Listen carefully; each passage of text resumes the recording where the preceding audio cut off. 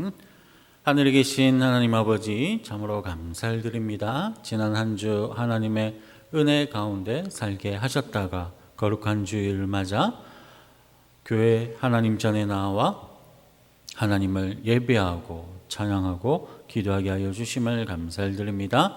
하나님, 우리가 기도한 것처럼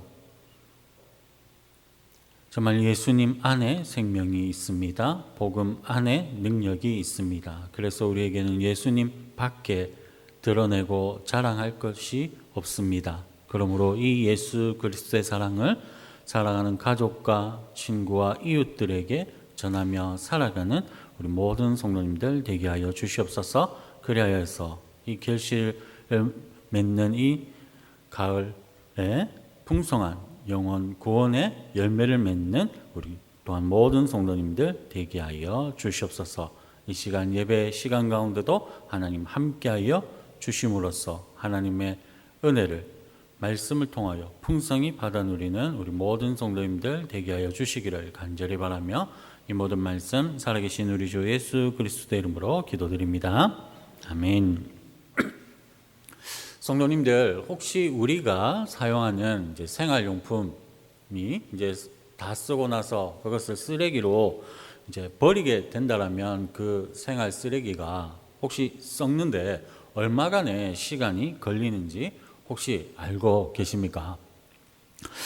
제가 다 말씀을 드릴 수는 없고 몇 가지만 말씀드리자면 나일론의 경우는 30년이 지나야 이제 썩는다라고 합니다. 그리고 플라스틱, 우리가 이제 일회용품으로 많이 사용하는 그 플라스틱은 80년이 지나야 썩는다고 합니다. 그런데 이 나일론과 플라스틱은 약갑니다. 음료수 병은 100년, 그리고 종이 기저귀는 500년이 지나야 썩는다라고 합니다. 이 썩는 기간을 보면 정말 쓰레기 배출을 줄여야 하겠다라는 생각이 절로 듭니다. 그런데 성도님들, 이 쓰레기는 오랜 시간이 걸리기는 하지만 결국에는 어떻게 됩니까? 결국에는 썩습니다. 우리의 기억도 마찬가지이지요. 좋은 기억, 슬픈 기억, 정말 오래오래 간직하고 싶지만 결국에는 다 잊혀지고 사라지게 됩니다. 그런데 영원토록 썩지 않는 것이 있습니다. 그것이 혹시 무엇인지 아십니까? 바로 죄가 그렇습니다. 죄는 예수 그리스도의 보혈로 씻기 전까지는 영원토록 썩지도 않고 사라지지도 않습니다. 결단코 사라지지 않는 그러한 죄이기에 언젠가는 명명백백하게 그 죄가 다 드러나게 되어 있는 것이고, 그래서 무서운 죄의 대가를 치르게 되는 것입니다. 그런데 이토록 무서운 죄를 최초의 인간인 아담이 지었습니다. 그래서 그는 하나님께 형벌을 받아 에덴 동산에서 쫓겨났습니다. 그런데 그 죄의 문제가 아담과 하와에게만 그치지 않았습니다. 그들의 장남인 가인에게도 죄의 영향력이 미치게 되었습니다. 그래서 가인도 죄를 짓게 되었죠. 너무나도 자연스럽게 아담의 아들인 가인은 동생 아벨을 시기하였고, 그리하여서 그를 죽이는 살인죄를 저질렀습니다.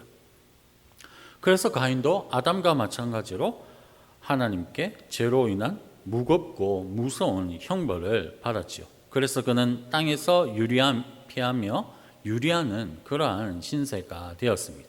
이리저리 돌아다니면서 어디에도 정착하지 못하는, 안정과 안식은 전혀 없는 고독과 방황의 삶을 죄 때문에 그렇게 살아야 했던 것입니다.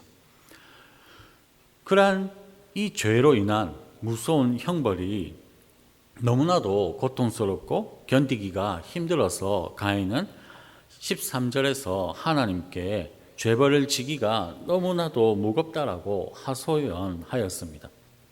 그래서 하나님께서 그를 불쌍히 여겨 주셔서 그에게 긍휼의 은혜를 베풀어 주시죠. 그런데 중요한 것은 이 죄가 아주 무섭다라는 것입니다. 죄의 대가도 너무나도 무겁다라는 것입니다. 그래서 죄인은 평생 죄책감과 불안감 그리고 두려움에 사로잡히게 살아가게 됩니다. 오늘 말씀에도 이에 대해서 기록을 하고 있습니다. 죄를 지어서 형벌을 받은 가인은 물론이거니와 그의 후손들이 이 죄의 문제를 해결하지 못하고 이 영원토록 썩지 않는 죄의 영향력 아래 놓여 있어서 얼마나 비참하고 참담한 그러한 인생을 살아가는지가 바로 오늘 말씀에 기록되어 있는 것입니다. 그러면 오늘 말씀에 기록된 가인과 그의 후손들, 그 후손 중에서 대표적인 인물인 라멕을 통해서 죄인의 참담한 삶에 대해 먼저 살펴보도록 하겠습니다. 먼저 최초의 살인죄를 저지른 가인의 삶을 살펴보겠습니다. 우리 16절 말씀을 함께 읽어보도록 하시겠습니다. 가인이 여호와 앞을 떠나서 에덴 동쪽 놋 땅에 거주하더니. 최초의 인류인 아담과 하와는 원래 에덴 동산에서 하나님과 함께 살았습니다. 하지만 죄를 지음으로 그들은 에덴 동산에서 쫓겨났습니다. 그렇지만 그들의 자녀인 가인과 아벨이 하나님께 무엇을 드렸습니까? 네, 제사, 예배를 드렸습니다. 즉 그들이 비록 죄를 지어서 아담과 하와의 가정이 죄를 지어서 에덴 동산에서 쫓겨나기는 했지만 그럼에도 여전히 제사를 통하여서 하나님과 지속적인 관계를 맺어오고 있었던 것입니다. 그런데 안타깝게도 16절에서 가인은 하나님 앞을 떠납니다. 하나님과의 관계에 줄을 놓아버린 것입니다. 가인은 동생을 죽이는 흉악한 죄를 지었습니다. 아직 율법이 있었던 때가 아니지만 율법대로 한다라면 가인은 돌에 맞아 죽었어야 합니다. 하지만 그를 불쌍히 여기신 하나님께서 그의 생명을 보장해 주셨습니다. 그리고 증표 또한 주셨습니다. 이처럼 죄를 지었음에도 하나님의 긍휼을 받았던 가인이었지만 그는 결국에 하나님 앞을 떠납니다. 성도님들, 죄악에 물든 인간은, 즉 죄인은 하나님을 떠나려는 완악함을 가지고 있습니다. 그리고 가인에게 다른 문제가 또 있습니다. 우리 17절 말씀도 함께 읽어 보시겠습니다. 아내와 동침함에 에녹을 낳은지라. 가인이 성을 쌓고 그의 아들의 이름으로 성을 이름하여 에녹이라 하니라. 하나님을 떠나 놋 땅에 거주하게 된 가인이 어떤 일을 했습니까? 먼저는 아내와 동침하여 에녹을 낳았습니다. 여기까지는 가정을 이루었고 그리고 생육하고 번성하라는 하나님의 명령에 따라서 자녀를 낳았으니 매우 바람직한 일을 했다고 할 수가 있을 것입니다. 그런데 그 다음에 한 일을 주목해 보시기를 바랍니다. 가인이 에녹을 낳은 후 어떤 일을 했습니까? 성경은 성을 쌓았다라고 합니다. 성도님들, 성을 쌓은 것이 문제입니다. 왜 그런지는 가인이 성을 쌓은 이유를 우리가 유추해 보면 알 수가 있습니다. 가인이 왜 성을 쌓았겠습니까? 가인은 분명 자신은 물론 자기 가족들을 맹수나 악인들로부터 보호하기 위해서, 지키기 위하여서 성을 쌓았을 것입니다. 그런데 이것이 문제입니다. 왜냐하면 가인은 앞서도 언급했듯이 하나님으로부터 죽임을 면하는 표를 받았습니다. 즉 하나님께서 그의 생명을 구원해 주시겠다라고 약속해 주신 것입니다. 그런데 가인은 이를 신뢰하지 않았습니다. 그래서 비록 하나님의 생명 보존의 약속을 받았지만 이를 온전히 신뢰하지 못하고 두려워한 나머지 스스로의 방법, 곧 성을 쌓아서 자신은 물론 자신의 가족을 보호했던 것입니다. 이처럼 죄인은 하나님을 의지하지 않고 자기 자신을 의지합니다. 그리고 하나님의 방법이 아닌 자신의 방법으로 문제를 해결하려고 합니다. 죄인이 얼마나 완악한지를 알 수 있습니다. 다음으로 라멕을 통해 죄인의 특징을 계속해서 살펴보겠습니다. 먼저 라멕은 인류 최초의 일부 다처제를 한 사람임을 우리가 성경을 통해 알 수가 있습니다. 그런데 이것이 문제임을 우리는 또한 알 수가 있지요. 왜 그렇습니까? 하나님께서는 남자와 여자가 부모를 떠나 둘이 하나가 되라고 명령하셨습니다. 셋이나 넷이 하나가 되라고 하지 않으셨습니다. 그런데 라멕은 아다와 실라 두 사람을 아내로 삼았습니다. 하나님의 말씀에 대한 불순종입니다. 이처럼 죄인은 하나님의 말씀에 순종하는 삶이 아니라 자기 소견에 옳은 대로 살려고 하는 죄악된 본성을 가지고 있는 것입니다. 그래서 라멕은 한 아내로 만족하지 못하고 두 여인을 아내로 삼는 하나님의 말씀에 불순종하는 죄를 범하였던 것입니다. 그런데 라멕에게 이보다 더 큰 문제가 있었습니다. 우리 23절 말씀을 함께 읽어보도록 하시겠습니다. 라멕이 아내들에게 이르되 아다와 실라여 내 목소리를 들으라. 라멕의 아내들이여 내 말을 들으라. 나의 상처로 말미암아 내가 사람을 죽였고 나의 상함으로 말미암아 소년을 죽였도다. 우리가 읽은 23절과 바로 이어 나오는 1장 24절은 인류 역사상 제일 처음으로 지어진 시라고 할 수가 있습니다. 그런데 그 내용을 보면 알 수가 있듯이 살인이 이 시의 주제입니다. 그러니까 지금 라멕은 시를 지어서 자신이 저지른 살인을 노래하며 자랑하고 있는 것입니다. 최초의 일부 다처를 취한 자, 그리고 최초의 시를 지어서 살인을 노래하고 자랑한 자, 그가 바로 라멕이고 그가 바로 죄인의 후손인 것입니다. 사랑하는 성도님들, 죄를 지으면 하나님으로부터 멀어지려고 합니다. 그리고 죄인은 하나님의 뜻과 말씀이 아니라 자기 자신의 뜻과 방법대로 살아가려고 합니다. 그리고 사람의 목숨을 파리 목숨처럼 가벼이 여기면서 너무나도 당연하다는 시, 너무나도 자연스럽게 설사 가족이라고 할지라도 살인을 하는 등 온갖 죄악을 일삼습니다. 그리고 이를 부끄러워하거나 감추려고 하지 않습니다. 시를 지어 노래하며 자랑하는 것이 바로 죄인이요 악인인 것입니다.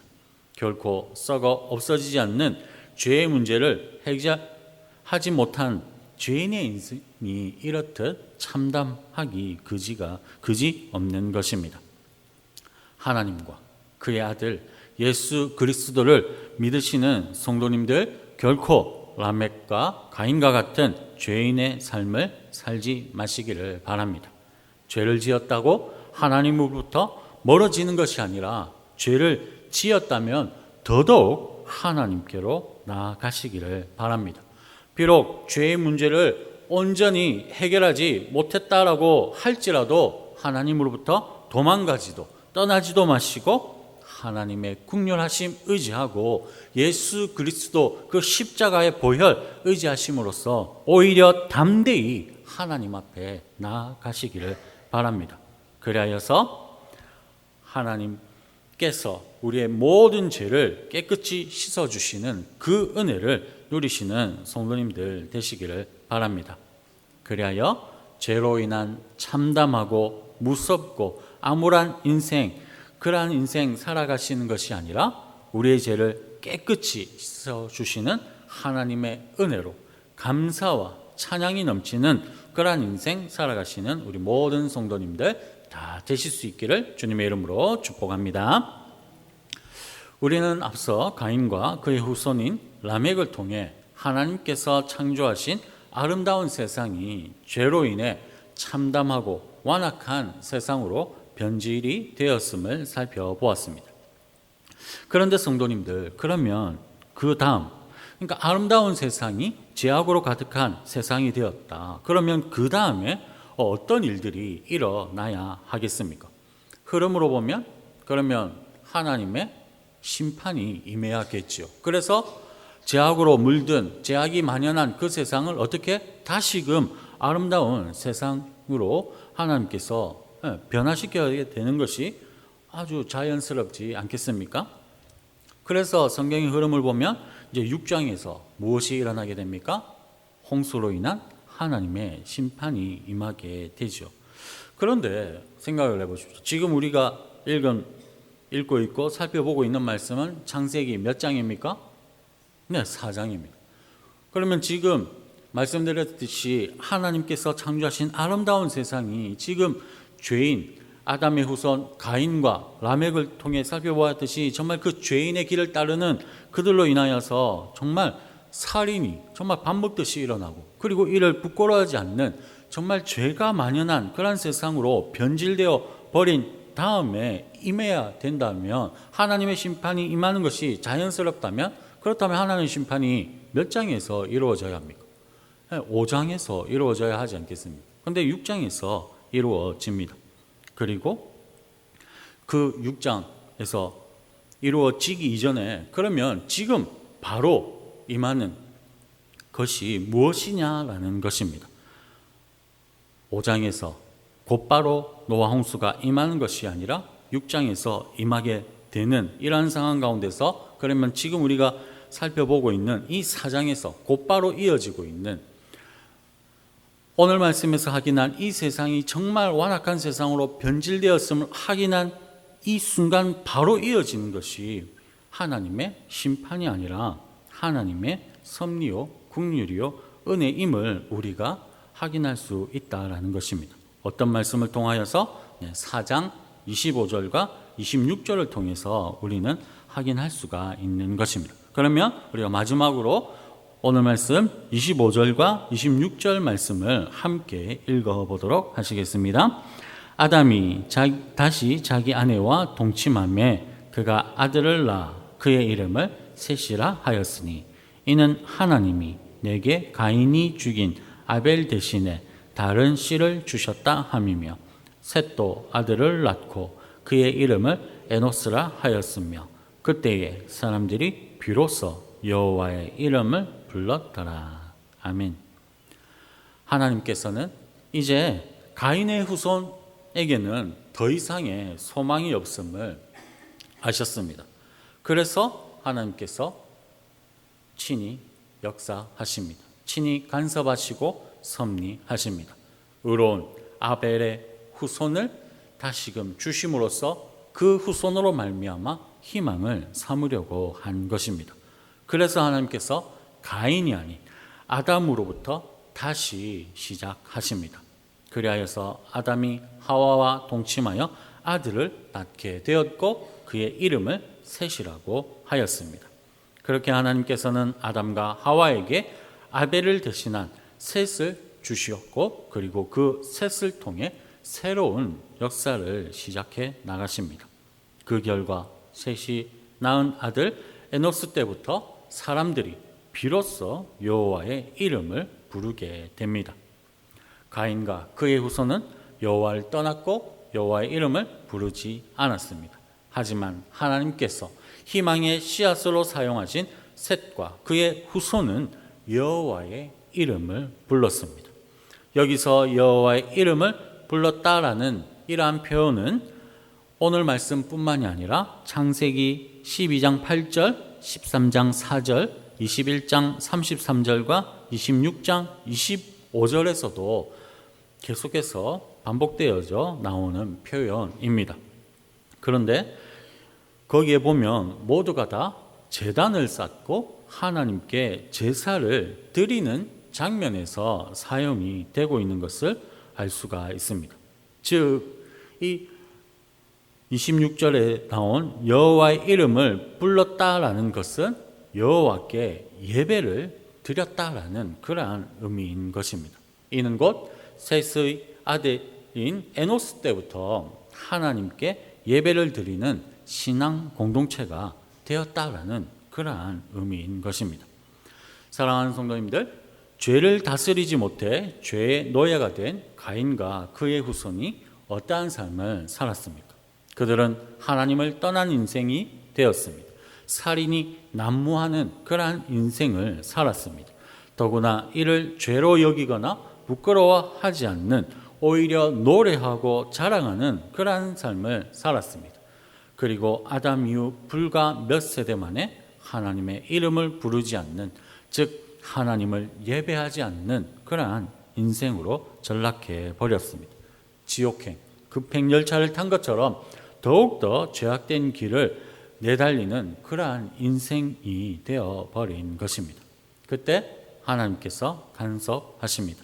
의로운 아벨의 후손을 포기하지 않으신 하나님께서 아담에게 씨를 주십니다. 그렇게 하심으로써 아담으로부터 다시 시작하십니다. 그래 그 결과 아담을 대신한 셋이 태어나게 되었고, 셋을 통해 새로운 역사가 시작하게 됩니다. 절망과 어둠만이 가득한 세상에 그 셋과 그의 후손을 통하여 한 줄기 소망의 빛이 이 세상 가운데 비치게 하신 것입니다. 여호와의 이름을 부르며 여호와를 예배하는 믿음의 공동체를 이루어 가도록 친히 하나님께서 섭리하신 것입니다. 사랑하는 성도님들, 우리가 어떠한 삶을 살아가야겠습니까? 가인과 그의 후손이 걸어간 길입니까? 아니면 아벨을 대신한 셋과 그의 후손이 걸어간 길입니까? 오직 여호와의 이름을 부르는 그러한 성도님들 되시기를 바랍니다. 결코 가인과 라멕과 같은 죄인의 길에 걷지 않으시기를 바랍니다. 죄 가운데 있다라면 더욱더 간절히 여호와의 이름을 부르시고 예수 그리스도의 보혈 의지하며 담대히 하나님을 찾고 하나님 앞에 나아가시기를 바랍니다. 그리하여서 하나님의 긍휼하심을 체험하는 성도님들 되시기를 바랍니다. 비로소 여호와의 이름을 불렀다라가 아니라 항상 매 순간 날마다 여호와의 이름을 부르고 찬양하고 기도하고 예배하는 그러한 성도님들 되시기를 바랍니다. 그래서 임마누엘 하나님을 항상 예배하는 성도님들이 완악한 이 세상, 말세를 향해 내달리는 아무런 소망이 없는 이 세상에 희망과 소망의 빛이 되는 그러한 은혜가 있기를 바랍니다. 여호와의 이름을 부르며 예배하는 이 세상의 희망이요 빛이 되시는 그러한 성도님들에게 하나님께서 부어주시는 풍성한 은혜가 충만하게 성도님들 삶에 역사하게 되기를 주님의 이름으로 축복합니다. 하늘에 계신 하나님 아버지, 악한 사탄 마귀의 시험을 이기게 하여 주시옵소서. 우리 안에 우리가 연약하여서 죄를 짓고자 하는 정말 그런 완악한 그런 죄악된 습성이 있습니다. 우리 안에 있는 이 죄를 다스릴 수 있도록 우리 성령님 도와 주시옵소서. 그런데 그럼에도 우리가 마음으로는 원하나 육체가 연약하여 넘어질 때가 있습니다. 계속해서 습관적으로 반복적으로 죄를 짓습니다. 그때 하나님을 멀리 떠나는 것이 아니라 더욱더 하나님께 나아가게 하여 주시옵소서. 그리하여서 예수 그리스도의 보혈로 말미암아 더럽고 추한 우리의 모든 죄를 깨끗하게 씻어주시는 하나님의 긍휼하신 은혜를 누리게 하여 주시옵소서. 그리하여서 그 하나님의 은혜로 말미암아 매 순간 날마다 하나님의 이름을 찬양하고 기도하며 예배하는 하나님의 자녀 되게 하여 주시옵고, 그러한 하나님의 자녀들에게 하나님께서 풍성한 은혜를 날마다 베풀어 주심으로 인하여 우리의 삶에 감사와 찬양이 끊이지 않게 하여 주시기를 간절히 바라며 이 모든 말씀 우리를 권하여 주신 예수 그리스도의 이름으로 기도드립니다. 아멘. 찬송가